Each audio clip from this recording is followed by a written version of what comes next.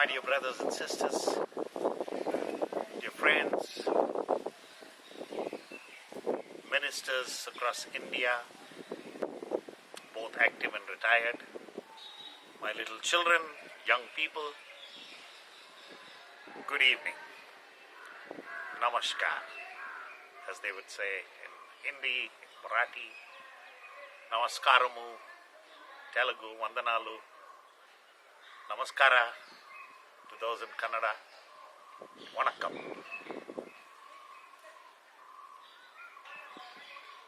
It's such a pleasure to have an opportunity to address you this evening. You all know I have enjoyed my days with you.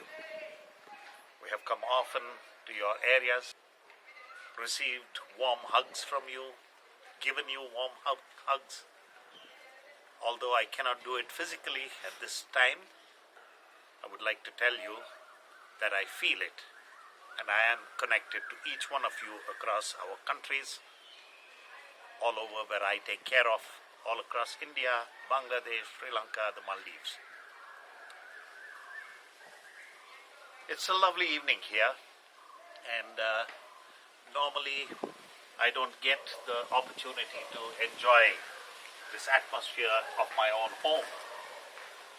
At home here, at the background, we have a lovely greenery. It's almost like we are living on the edge of the forest. It's an army territory. This is where I was born and grown up as a young guy.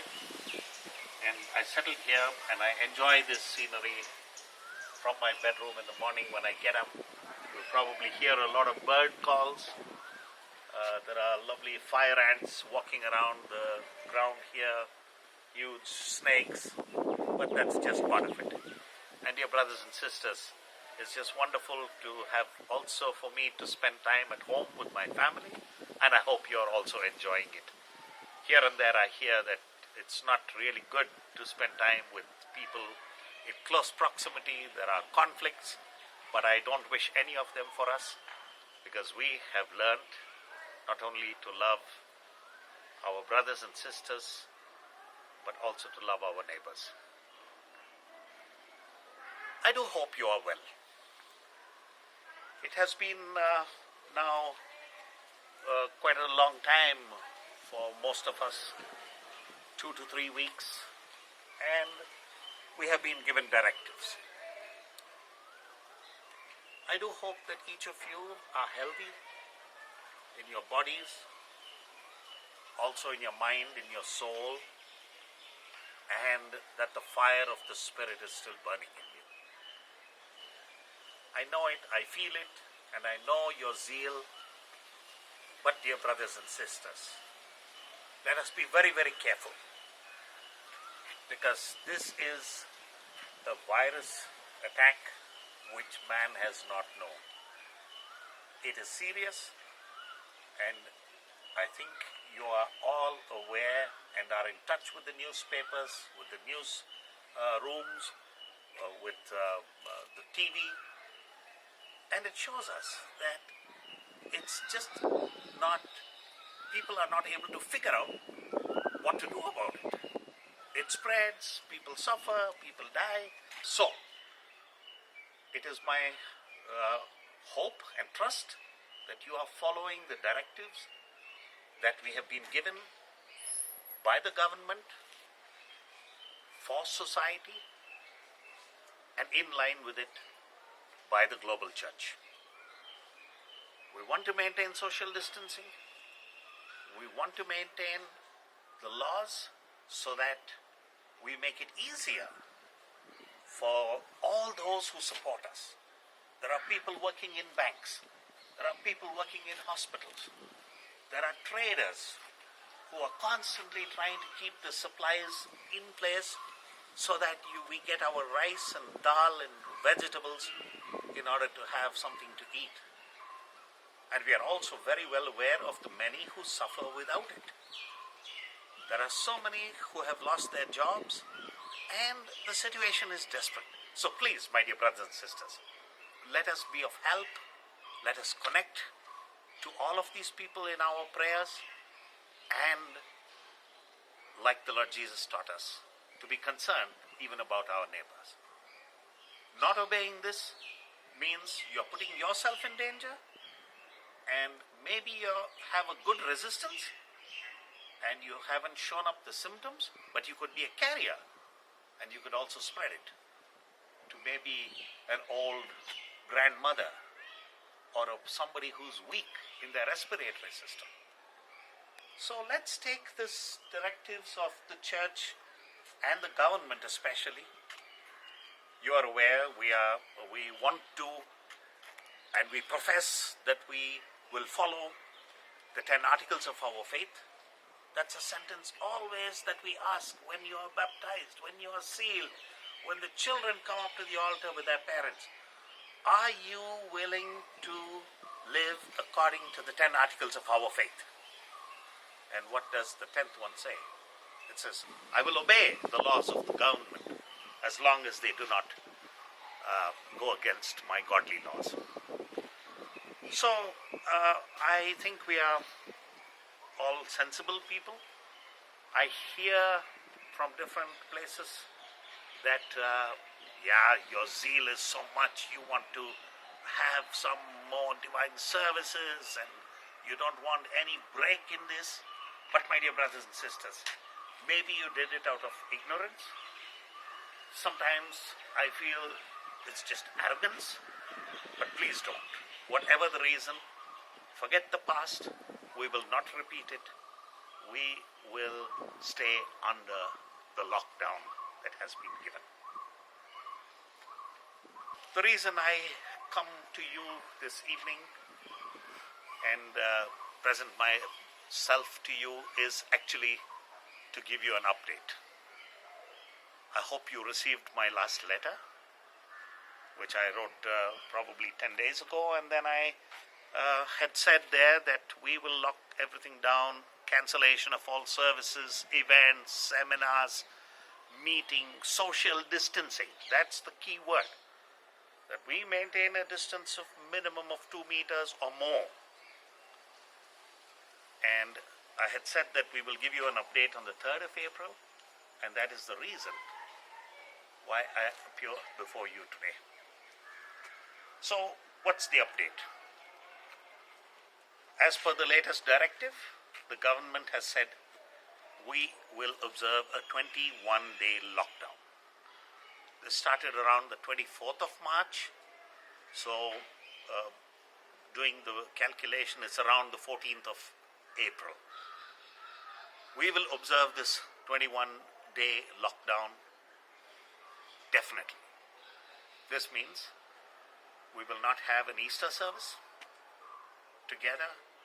We will not have a Good Friday service, a Palm Sunday service, all your Wednesday services, or whenever you are having meetings and were looking forward to it.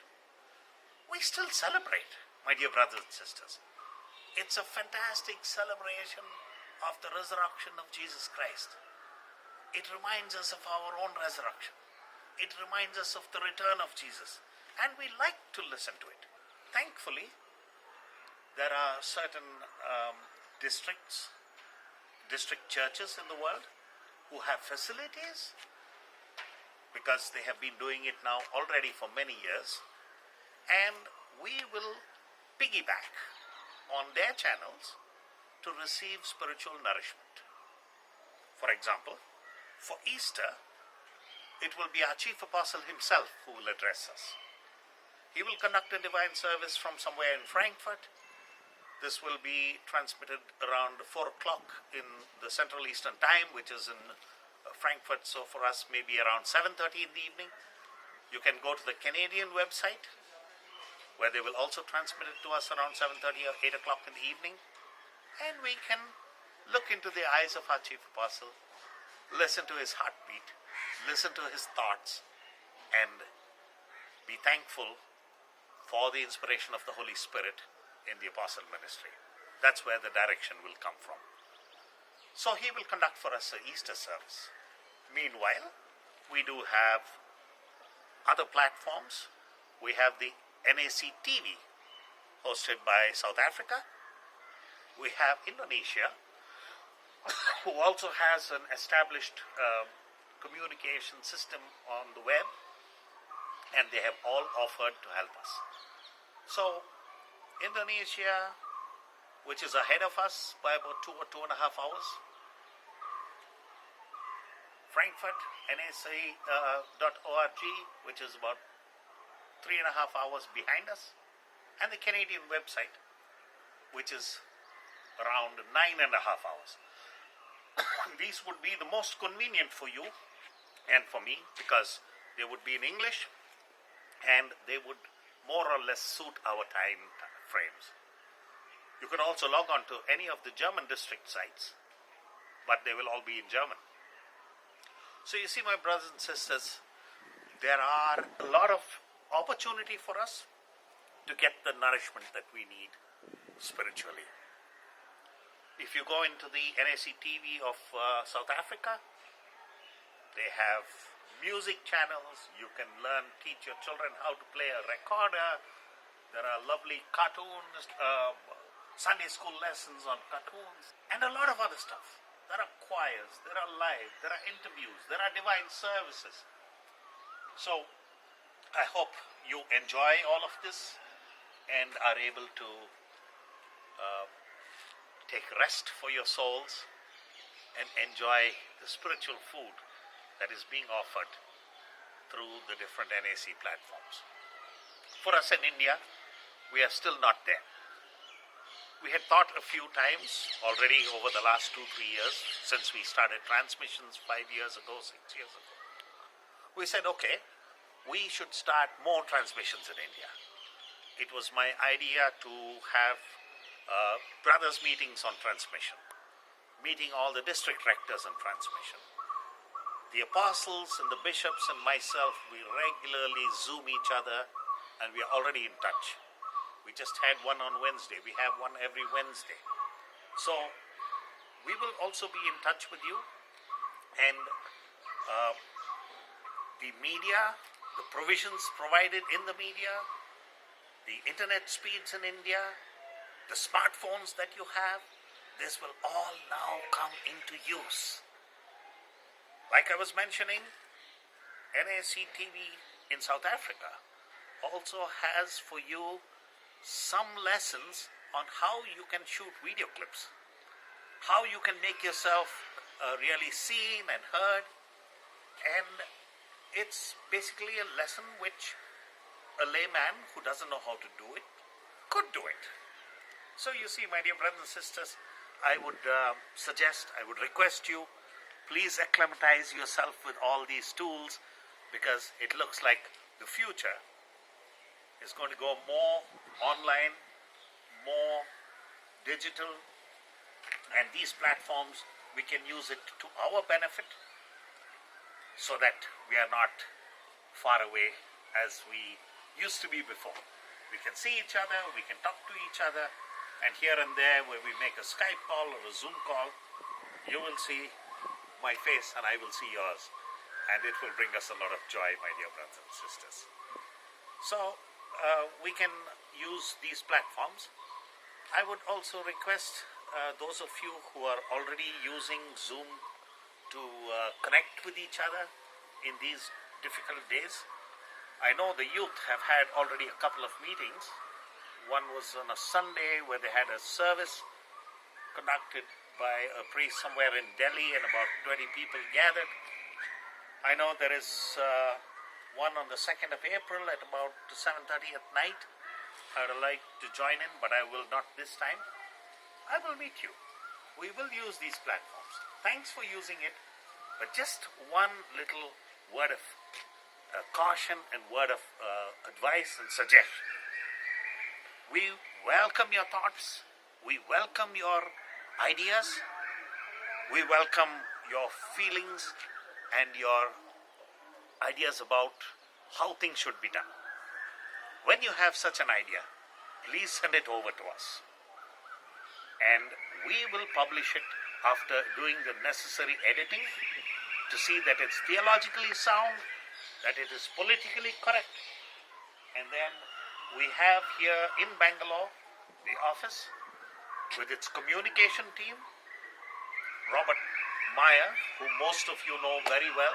He's conducted workshops for many of you. He will be in control of it. He will be the one to send you the links to all these different sites. Of course, he may not do it directly. He will send it to your apostle or anybody else competent in your areas. And from there, we expect the distribution to happen and it to reach every single member and guest and brother and sister across these countries. So, my dear brothers and sisters, dear friends, young, old, everyone, we will remain connected. I have no answers to how much longer the lockdown could last. Personally, I feel it could get extended. Whatever it is, we will let you know with respect to the church activities, a further update. Until then, please use the social media sites like I told you already before, and I would encourage the different teams, the Sunday school teachers, music groups, whoever you are, just get together on your little Zoom and continue to practice, continue to talk, and we will be in touch together once more. I'll bring this little video clip to a close by saying once more, Namaskar. Please take care and look to the updates on Facebook. Do not make your own publications, and I will give you the next update right after Easter on Monday, the 13th of April, 2020.